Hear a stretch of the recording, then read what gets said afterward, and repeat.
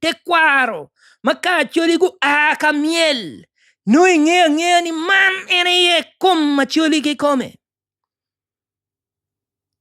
pe kunyoni ma wadugu cha ma wakwalo cham gi poro padano pe wangeyu be yubu wader ma mekwa acholi ki come gi tiu matek acholi ki come gi waro twero padano acholi ki come pe ki loko kilumi doggi acholi ki come anyira magileng makagu karo wako ineno mo kena ye wigi uporo we doga dik chi neno chi tamni eni mono ke nywala ene ya acholi ma wan wangeyuni pe kunyoni udugu ludiru kilau utimu pieda we kom lutino wati telabo tela ni keru logomi kape otta kilutino na kidagona no wapedong iginu kenne Lubati ka walni check out yourselves. Get back on yourselves. Wacheku ayana chuli mayang no wangeyuni. Mauno kitamoni latin matetiri no community lu ene yegi gwaogi latin matetiri community yo lu gifonyo. Dano ya luak me community ni gineno kala tin ene pe chergankwan pingo pe chergankwan ben ki go ye ki fori ye folli. Kapengyo lo lep mamigi. Kapengyo te kwar mamigi. Chino warueny wako. Keriberi kwan nining. Keriberi tim ngo. Bobi konyi. Gwako ngo mamegwa uberu tijwa weng.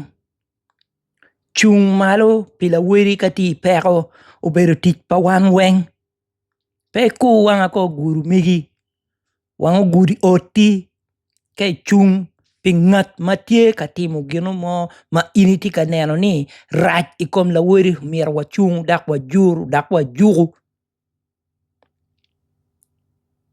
dong dano ke yenyo gina chama mamegge dano yenyo teach kaw oe kar mano weda neti mabe ki logo ki lokke ki cheng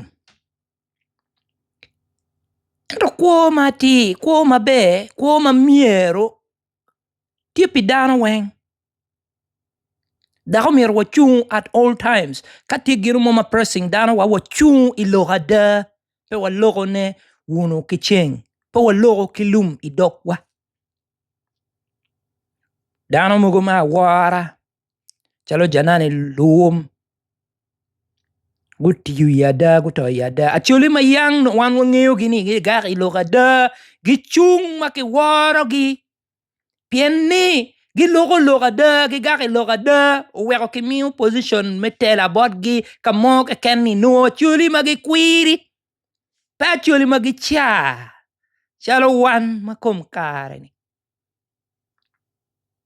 a chuli ka ini a malo maki wani ngara chuli ki ngeyu piti gi matek pi kwiri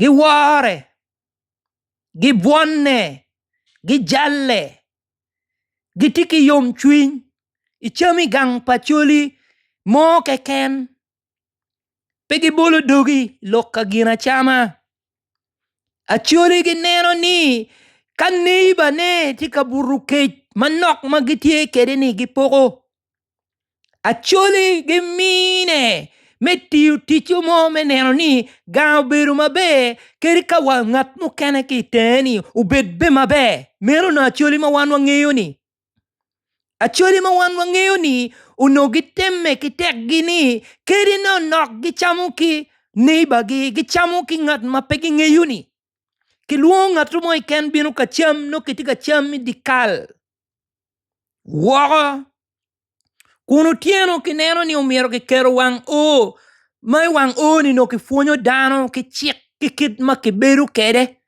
anyira wow no pegi pol ma wang gita ta wang beru no tiegere ento penno duong total chalo kunyoni acholi ma wan wangeyo ni acholi ma no gi kwiri ruk itero makagu teru dek no miet lo dawa acholi ma wan wangeyo ni uno acholi bagi geo miel te kwaro maka acholi gu aka miel Noi ng'eyo ni man en iye kom macholi ki kome. Pe kunyoni ma wadugu cha ma wakwalo cham gi poro padano pe wang'eyo be yubo wader mamekwa. Acholi ki kome gi tiyo matek, acholi ki kome gi woro twero padano, acholi ki kome pe gi loko kilumi doggi, acholi ki kome anyira magileng makagu karo wako ineno mo kena ye wigi uporo we doga dik chi neno chi tamni eni mono ke nywala ene ya acholi ma wan ng'eyo ni pe kunyoni udugu ludiru kilau utimu pieda we kom lutino wati tela bo tela ni keru loko mi kape ota kilutino na kidago na no wapedong iginu kenne. Lubati ka wani check out yourselves. Get back on yourselves. Wacheku ayana chuli mayang no wangeyo ni. Mauno kitamu ni Latin matetiri no community lu ene yegi gwaogi Latin matetiri community yo lu gifonyo. Dano ya luak me community ni gineno ka Latin ene pe chergan kwan pingo pe chergan kwan ben ki go ye ki fori ye folli. Pien peti timugin mati. Mama mani Bennett dak medu mo kenne pechalo kunyoni madong wabiru waka TV ki chim ene dong ka funywa ki lep mo kerro kom wow